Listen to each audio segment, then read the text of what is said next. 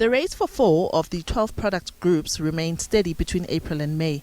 These include food and non-alcoholic beverages, housing and utilities, education and household contents and services.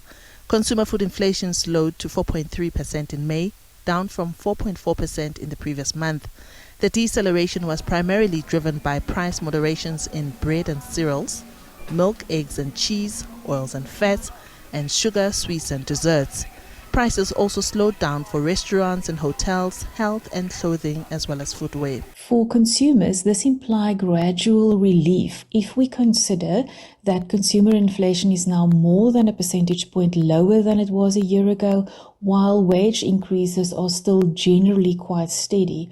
Furthermore, food inflation was only 4.3% year-on-year in May, very similar to the April number, but again significantly lower than the 12% year-on-year recorded a year ago.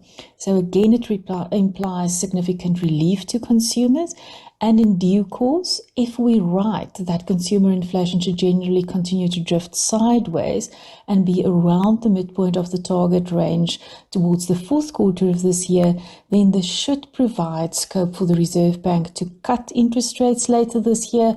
So in June, we expect consumer inflation to moderate to 5% because of the continued deceleration in food prices, and also because we have seen global oil price fall in June.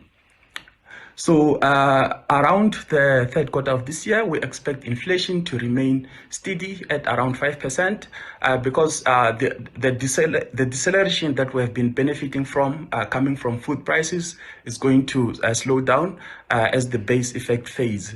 And also because, if you recall, earlier in the year, we have experienced dry weather conditions, which we believe are going to filter through into our inflation numbers.